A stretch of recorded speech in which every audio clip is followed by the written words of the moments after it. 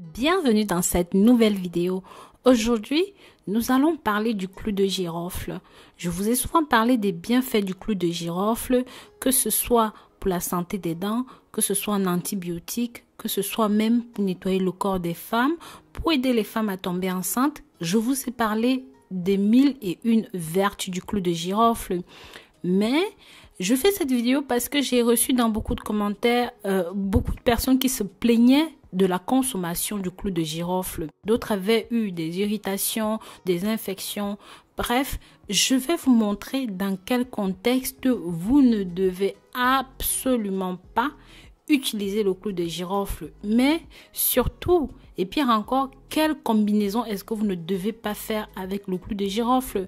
Parce que peu de gens le savent, mais le clou de girofle ne se marie pas n'importe comment, n'importe quand et avec n'importe quel aliment.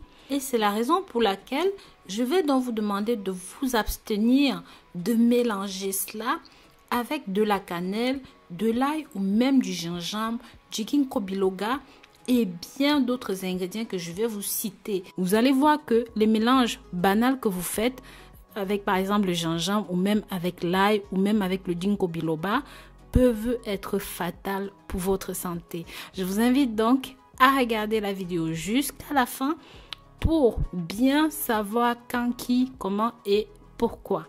Pensez à partager cette vidéo avec la famille, les amis et même avec les ennemis pour que eux aussi puissent découvrir les bienfaits du girofle, mais surtout dans quel contexte on ne doit pas utiliser ceci. Mais très cher, sachez que même si le clou de girofle est utilisé depuis des siècles, notamment au niveau culinaire, pour la cuisine, les bouillons, les thés et même en naturopathie, quelques précautions sont nécessaires.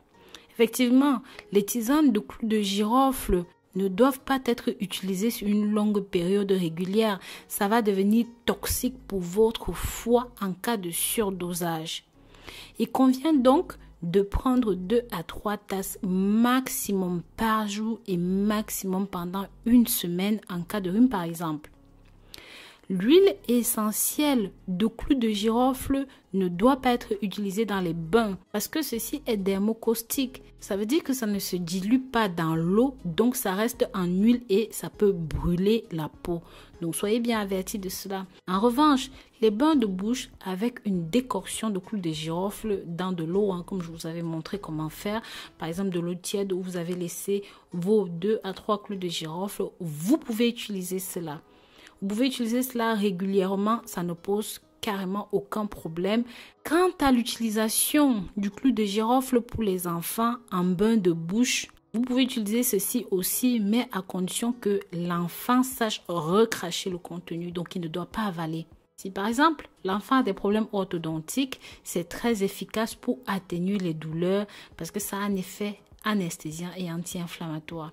Maintenant, pour les femmes enceintes, je l'ai toujours dit et je le redis, l'huile de clou de girofle est définitivement déconseillée, même si vous allaitez. Sauf si vous voulez utiliser ceci pendant l'accouchement. Comme vous savez, c'est un tonique utérin. Donc, vous pouvez utiliser l'infusion de ceci 1 à 2 jours avant l'accouchement. Ça va bousculer l'accouchement, mais voyez quand même votre médecin avant de vous lancer dans une procédure aussi difficile. Maintenant, si vous êtes une personne qui souffre d'hypertension ou même des problèmes hépatiques, vous devez absolument éviter, je dis bien impérativement éviter d'utiliser le clou de girofle ou alors vous pouvez simplement consulter votre médecin ou même un naturopathe. L'huile essentielle de clou de girofle irrite la peau, ça brûle la peau. Donc, si vous avez des problèmes de peau, diluez même quelques gouttes dans une grande quantité d'huile, par exemple de l'huile de ricin ou même toute autre huile que vous voulez utiliser pour votre cosmétique. Bien sûr, son huile essentielle est aussi interdite aux personnes de moins de 12 ans. Donc, ça peut vraiment causer des effets indésirables très sévères comme les nausées, les vomissements, la sensation de brûlure. Si vous avez des problèmes de coagulation, je vous déconseille vraiment d'utiliser ceci encore une fois parce que on a vu des cas de coagulation intravasculaire disséminée et aussi de l'acidose. Donc vraiment, quoi qu'il en soit, vaut mieux toujours consulter votre spécialiste. Voilà, je vous remercie d'avoir regardé cette nouvelle vidéo jusqu'au bout. Je vous dis à très bientôt pour de nouvelles vidéos.